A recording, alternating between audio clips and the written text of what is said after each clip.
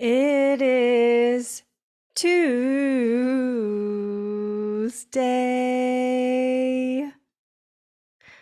I don't know if you noticed, but there was only one voice.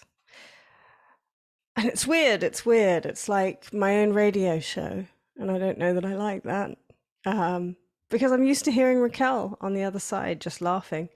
I'm also used to wearing trousers when I do these recordings. But hey, you know what? Things change. And today is one of those days where it's just bare naked lady on, from the thighs down, let's say. Anyway, enough of that graphics. Welcome to Tuesday. Welcome to Bombshell Brunches. Welcome to, what did I say last week? I think I said the unraveling. And that's funny because that's exactly what I thought again this week. I have just come off of the second day of shoot for Bombshell Brunches guest, Beatrice King. She's doing her second block of the film You Are the Blue. And it's been an incredible couple of days and a quite incredible couple of months, if I'll be honest. So now you get nothing but my voice for the next kind of 20 minutes or so, or as long as we can tolerate each other. I mean, I'll be fine, but who knows how you'll be at the end of this? We'll find out. So here's the story. Raquel and I we're about 3 weeks. We're on to, I want to say, our fourth week of live streaming with Tell Us Story Hive. We, as some of you know from last week, we explained that we were in person. That was very exciting. We took on a live streaming gig. We actually applied and we were successful. Yay, go us. And it was to produce 2 hours of live streaming content per week until mid-August of 2022, which is approximately 14 weeks. Exactly 14 weeks, actually. 14 episodes of 2 hours worth of live streaming content. And it was always one of our biggest plans to be able to create a more dynamic, visually dynamic, we like to think we're sonically dynamic already. We wanted to create a visually dynamic, next iteration of Bombshell Brunches. And although Story Hive is not technically Bombshell Brunches, it's Kristina and Raquel, we are still, you can go to Tell Us Video on Demand. The channel is 707, or you can go to Raquel's Instagram and you'll find the link to the VidFlex channel, which shows all of our previous live streams. I think we have done. So what happens is it basically is chunks of anywhere from sort of 30 minutes to an hour. And they're typically they're a bit like Bombshell Brunches episodes, but they're very different because we are in person with those people having conversations going around, and it's not really podcast formatable because obviously you're like, oh, look at that. And then if you're listening, you'd be like, well, what's happening? Anyway, so long story short, we've taken this on. And over the last few weeks, we've both kind of realized just how, I think, I blame all of you, because the reason this podcast is still going, and I'm sure Raquel would argue, but she's not here, she can't. The reason that this is still going is because we have exceptional guests. There's this endless list of people that we want to talk to. We get amazing responses from all of you. And, we've had the luxury of being on Optic TV before. Shout out to Laura Duncan, who's just been an incredible kind of champion of the podcast. And we've had sponsorship offers, and we just have not been able to keep up on the podcast side. But the reason that we've kept going is because there's interest. And I don't know what's so interesting. Well, I do. I know exactly what's interesting. It's all centered about being brave and living full. And interviewing people and challenging the status quo on how to live your bravest, fullest life. So again, see, this is what happens when there's no one to stop me from talking. Long story once again, slightly less long. The reality is we've kept going. And what has happened now is we have taken on way more than we can currently chew. And so in typical Kristina and Raquel fashion, we have continued to say up to the final hour, no, we got this, we're really got this. Like, well, while we are definitely filled with way too many things. That said, there's a reason that I wanted to, as Raquel would say, jump on today and dig in to this topic. And she has no idea that this is happening. But you know what? I'm just going to do it. And if she doesn't like it, then she's going to probably veto it. And we'll have a conversation about that later. And then I'll probably throw this back at some point into the mix. And then it might come up. Anyway, I wanted to talk about springboards. I've been talking a lot recently, and I always kind of filter in the career pathway side of things. But in the last month, I have done more things that I have intended to do as a professional in my own career than ever before. And I would kind of, I'd wager a pretty hefty guess that Raquel is doing the same. She's about to finish her master's. She's in thesis mode. You know, there are so many things that we're doing. We've got this live stream. We've got all this gear to be able to like play and mess around with and hopefully get right most of the time to level up. And one of the biggest things that I've learned, and so many of you who often listen very loyally every week can see it happening in real time, is that when you start to level up and you start to springboard, if you don't have all of the things that you need in a row around you, you can very, very easily start to melt into a puddle. And I will confess, I continually do that. But the difference that I found recently is that these springboards that I'm jumping, and same with Raquel, these are massive. Like, these are not just small things.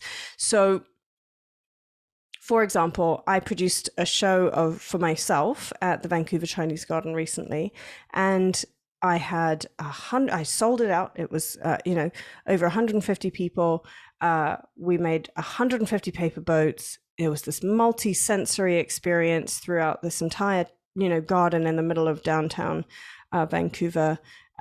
And it was just stunning. And I have no idea how it went because I have not stopped running. Because the next week I had been, I was getting ready to produce an event for Eliminate Hate, which is the social advocacy arm for the Vancouver Asian Film Festival, who are a group of people that I've been wanting to work with for a really long time. They do incredible things. They do exceptional work in anti-racism and elevating Asian Canadian voices. And so this was a kind of dream come true, but it was so much time. And then I also took on this contract with another exceptional company, and have been doing some committee-based work. One of the other projects I was working on has been taking off. I'm not saying this to kind of pat myself on the back, because I'm not patting myself on the back right now. What's happening is, if you have been listening along to the podcast for this long and you've started to like kind of take in all these little pieces of information, the kind of ocean, your body holds trauma, and learning how to kind of release some of that trauma physically. If you have been kind of biohacking, starting to look into biohacking, getting your daily habits and routines going, if you've been looking into entrepreneurial things and taking tips from our amazing entrepreneurs, then you might be finding that you are running for much bigger things than you ever have. And one of the things that I want to now put a little pin in here, as it's happening to me in real time, is that I set this intention to springboard and really level up into the next version of me. But good Lord, I did not know what was coming. I did not know how impactful that would be on what I am calling, which may be incorrect, is my adrenal system. So, and I don't know how Raquel would respond to this either, but we as usual, we have very different ways of dealing with things. But one of the I wanted to share with you a few things today, and I won't make this a really long one, but I wanted to share a few things today because there are a number of things. There are 5 main things that I've learned in springboarding that I don't think anyone's told me before. And 5 things, well, actually that's a lie. Some are things that people have told me and I've just not listened. I'll be completely honest. I have selective hearing sometimes, as we all know. And 5 things that I feel like I need to succeed going forward. And so many of my friends, especially in entertainment, especially in hospitality and entertainment, as this as Donna Benedicto calls it, the pandemic has shifted and changed, and events have started coming back again.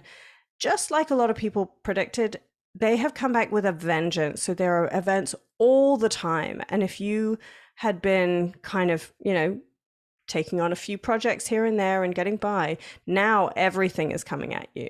So back to what I wanted to share today in terms of springboarding, I hope, this is my hope for you all. And I will use the live stream as an example, and I'll use some of the other events that I've been producing and my music and as an example. If you have been feeling the same way, I feel like that is a really important through line that I've been hearing a lot. People are kind of running in burnout, and maybe that's just the circles that I'm in.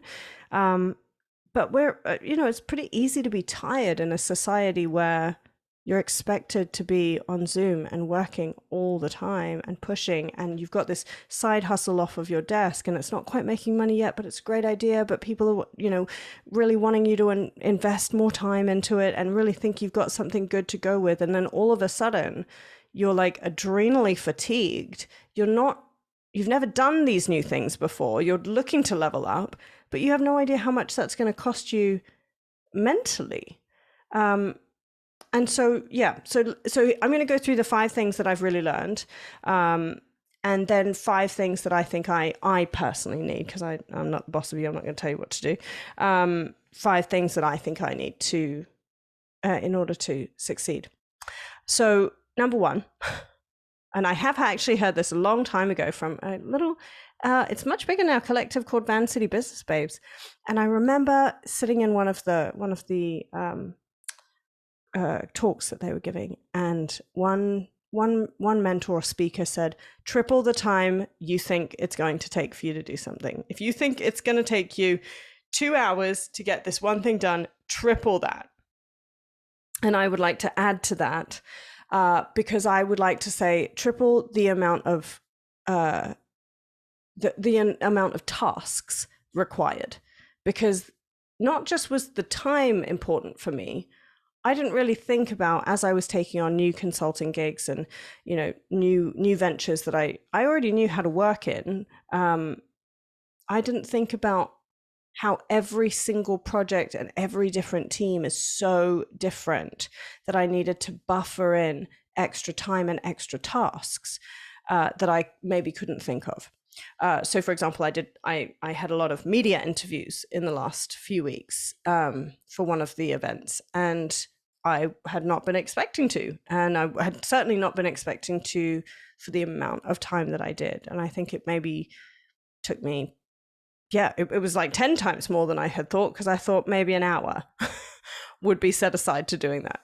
So that's number 1, triple the time that you think. If you're leveling up, and you really got to take a time audit and look at how you're doing for time right now,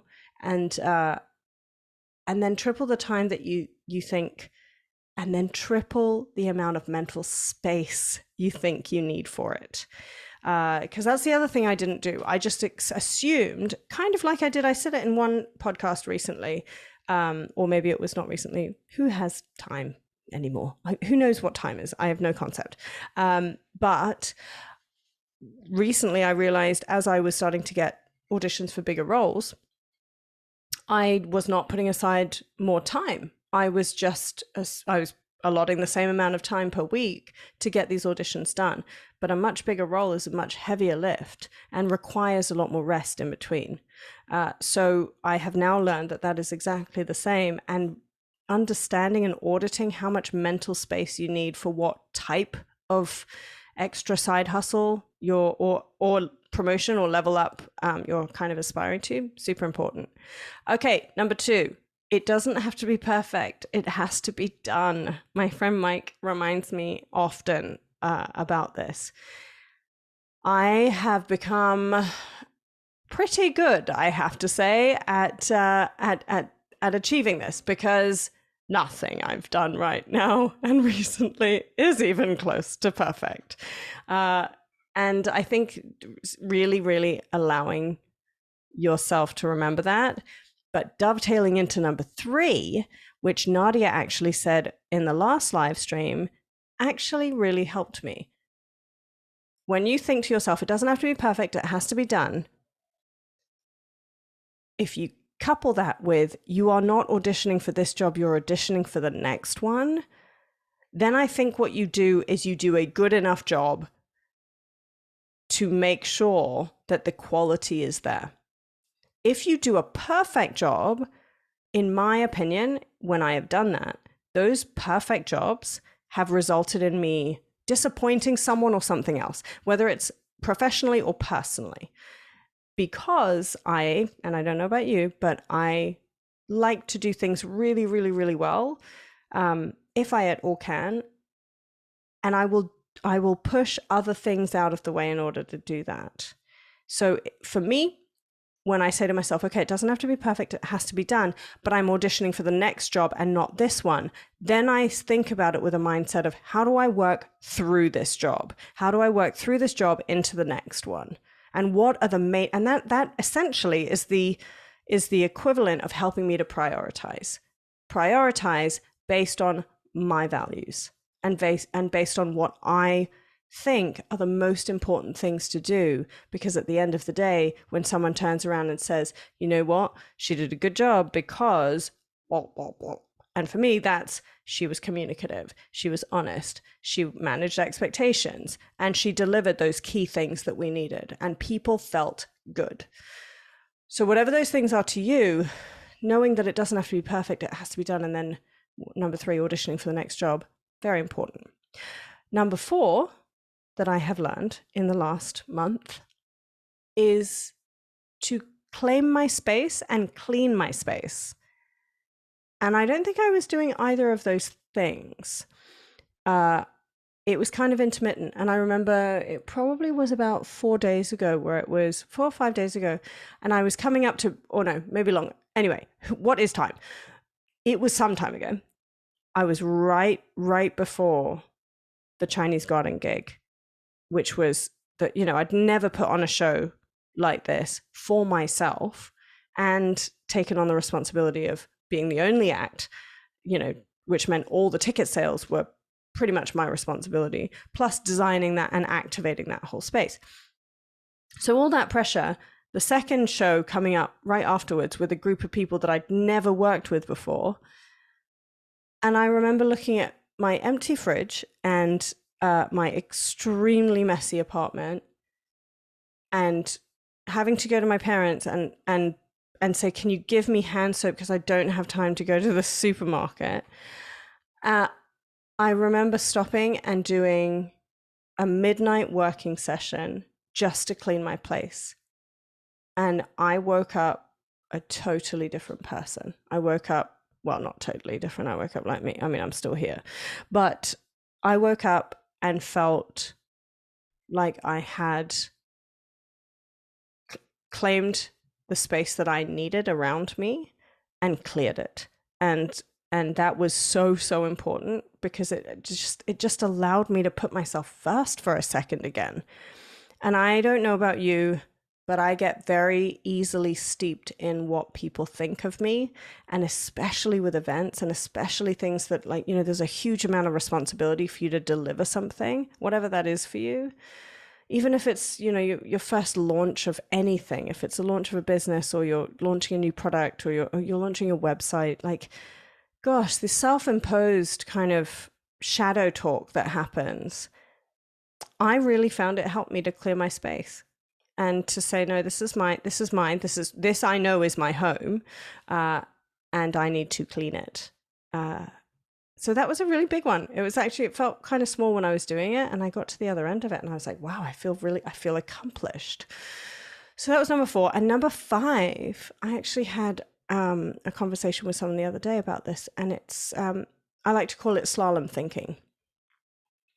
When I get really, really stressed and there are a lot of looming deadlines, I get very snappy. Raquel knows this, and we've had conversations about how to help me deal with these things better, because it feels like, and my older sister's Raven has said this to me many times, when I get into that mode, it feels like I'm a hurricane, and you either get out of the way or you get sucked into me demanding of you to be as panicked as I am.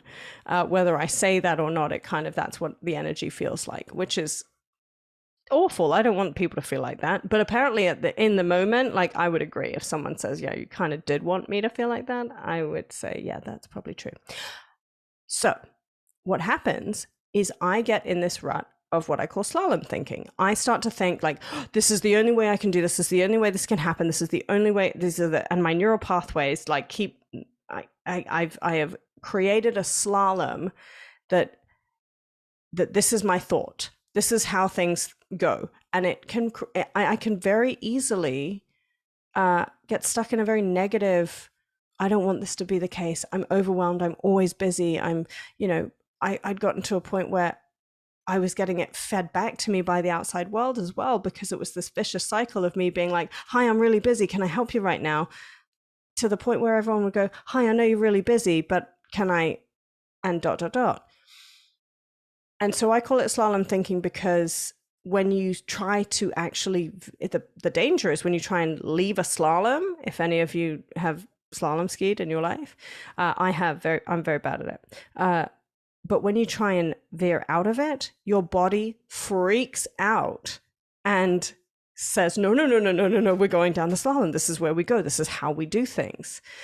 And slalom thinking for me, it hit me a few days ago where I was like, you know what? I've spoken the whole day negatively about everything. And I stopped myself for a second and went, okay, so many people do so much in their life. Everyone is under a different kind of pressure at different times in their life. I'm going to need to find a way to get out of this slalom thinking. And sometimes Raquel actually really does help me do this, because little circuit breakers can help. And she kind of stops and goes, okay, what do we need to do to shift this? What do we need to do for you to not feel so, overwhelmed? And one of my responses recently was, I just need, if I'm freaking out and I'm that hurricane, I need you to come and hurricane just for a second next to me and go, okay, I'm going to be there as fast as you are. And then I don't feel alone. And I didn't realize that was what was happening until I was going through it and realizing that when people said, okay, calm down, I can solve this problem for you, but in a different way, I felt really belittled. Whereas if someone was like, okay, gonna slalom, cool, I'm gonna come right behind you until we're done, until we get something completed together. And then I would kind of stop and go, you know what, actually, I don't think I need to. I don't think I need to right now. I think I could just kind of stop, maybe stand on the side of the slalom for a second and really look at it and go, where does this slalom end? Where is this slalom actually going? Do I want to do that? So I hope that makes sense. This is also the first time I've had a little conversation with myself. Well, I mean, I've had lots of conversations with myself, but I feel like I was coming into this today and I was like, maybe this is what it's like to be a radio host. If you're a radio host, people call in and I don't have a landline. No one can call me. And there's also no one to take that call and be like, click, hello, caller, what would you, anyway. But that goes into the first of the things you need to succeed, which is my second 5. See, I planned this quite well. I'm quite proud of myself. Things I have realized in the last few months that I needed to succeed. Number 1, an intention to be brave in order to live full. And yes, I might be too full. I might be Mr. Creosote full right now.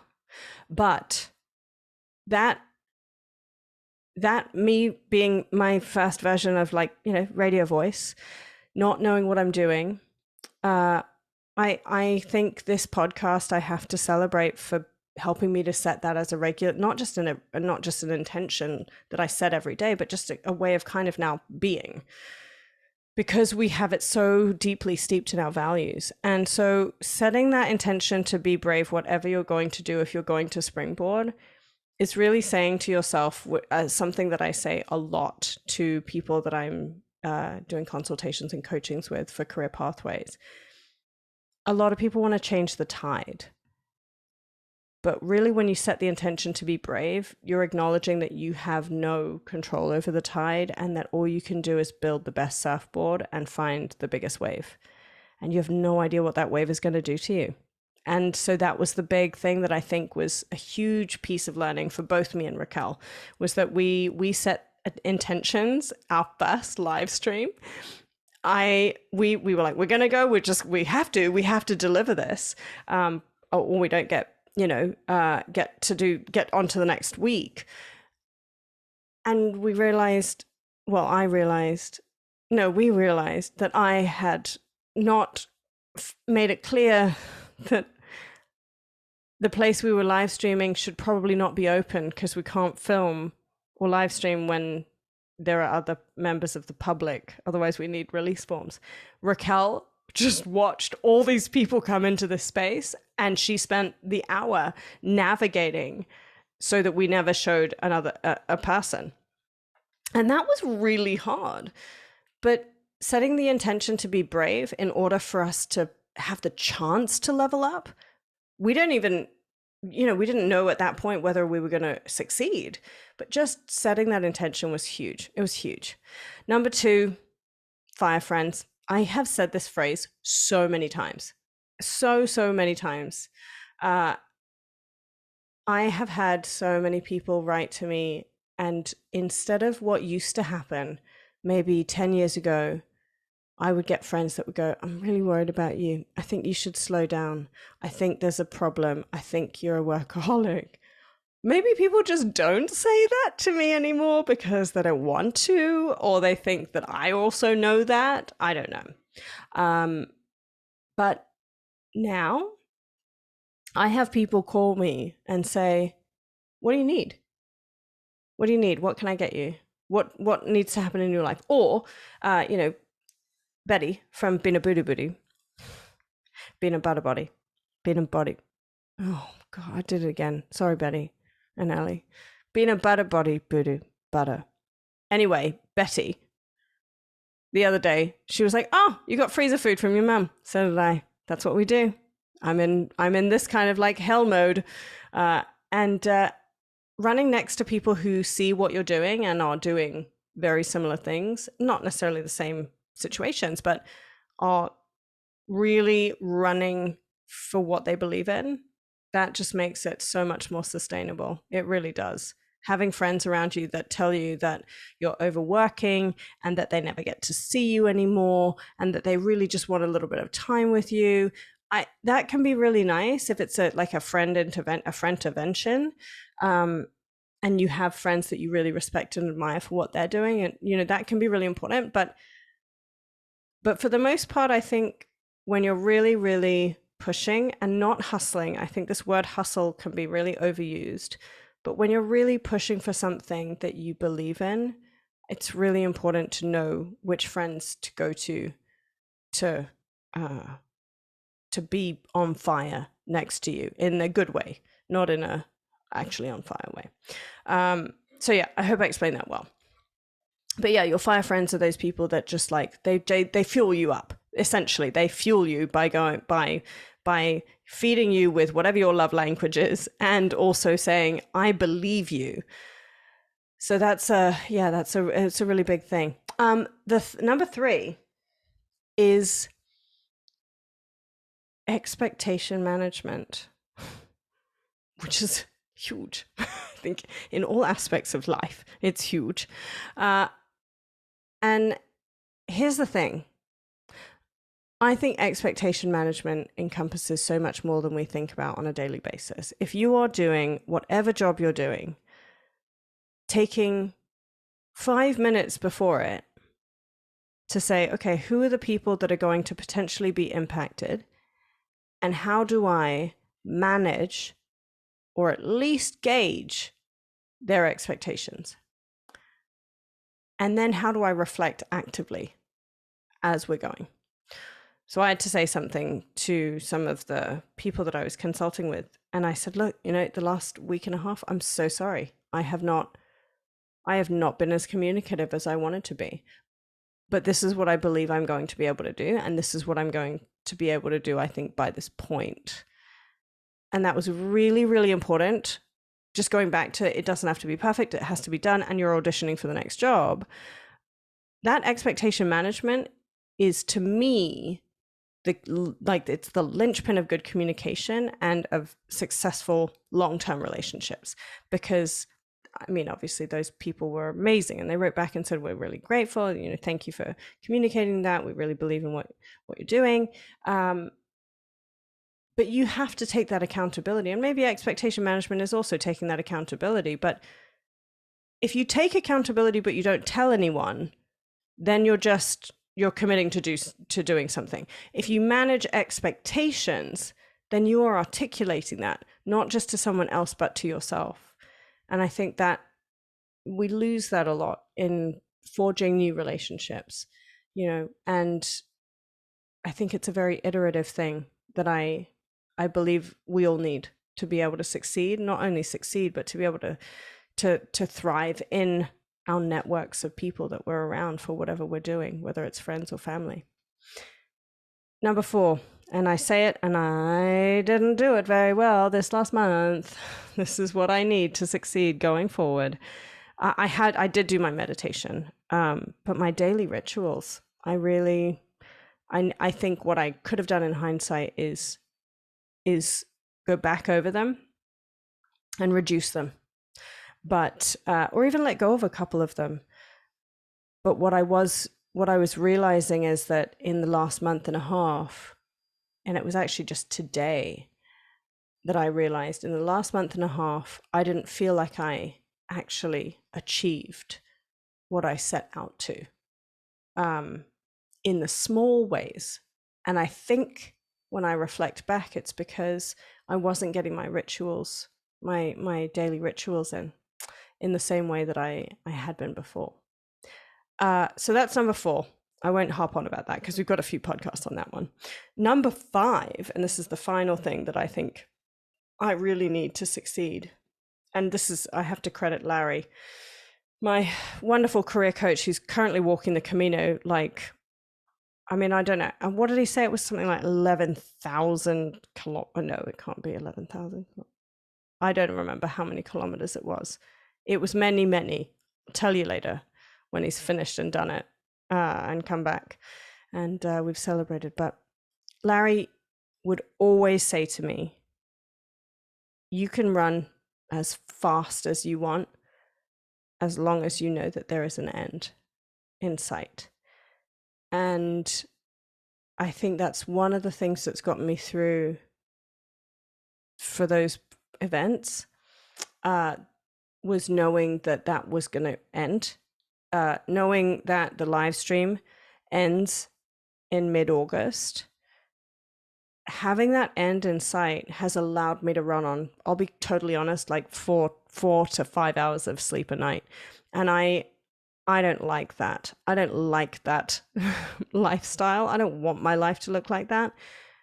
But I want to push to build bigger and better and explore more generative ways to have not just an individual successful life, but to create something that changes how we all succeed and sustain as creative thinkers in many industries. And I think that's the thing that I'm really, I don't like the word struggling. I try not to say struggling, But that's the thing I'm really interested in. After the end of this phase, which, I finish crewing on this short tomorrow, and then we've got some live streams to do. I wrapped up those 2 events, and I know we've got 10 weeks of streams left to go. And I've got to start looking for, where do I want to be doing things next? How's the book going? How's all this other stuff going? There's a lot to be dealing with.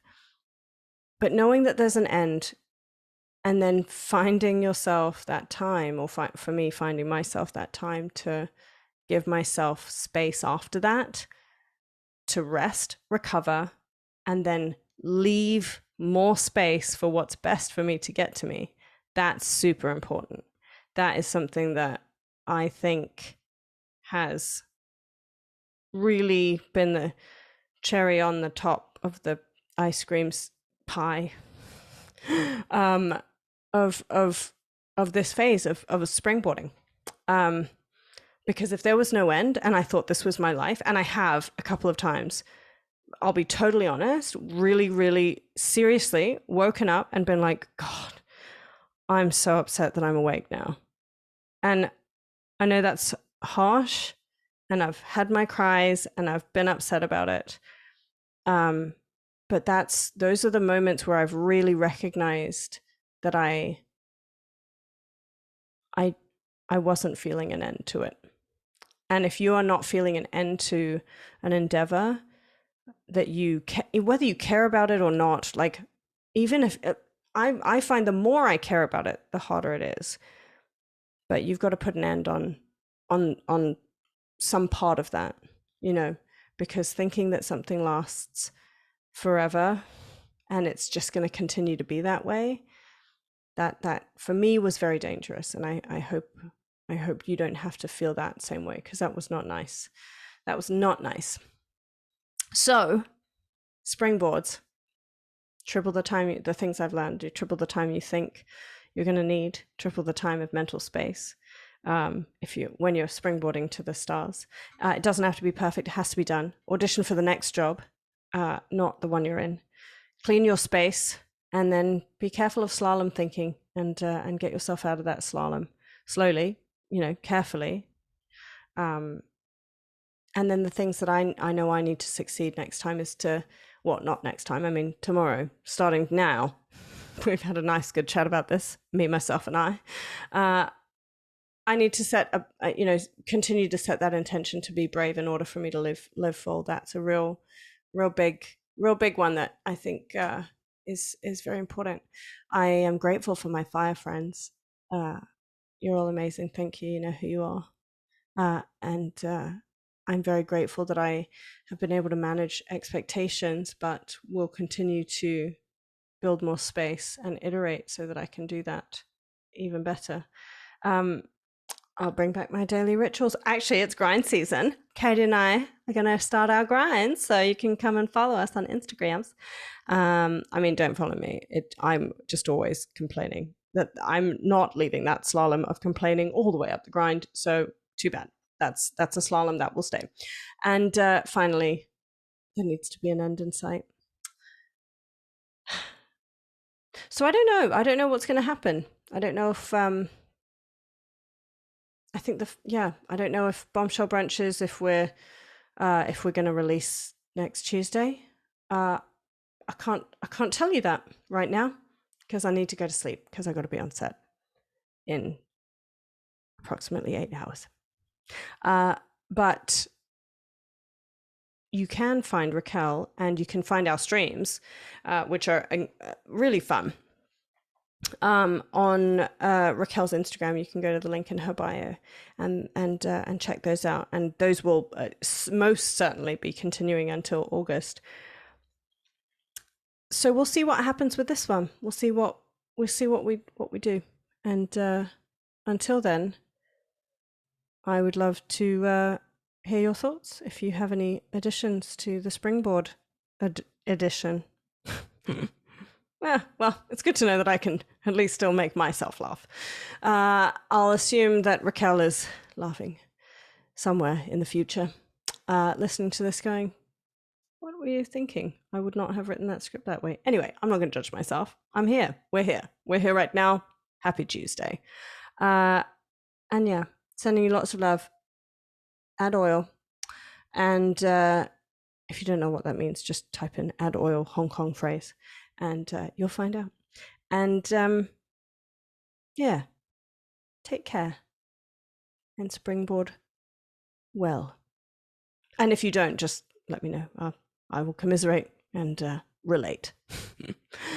All right, darlings. Bye-bye. Bye-bye. Thanks for listening, bombshells.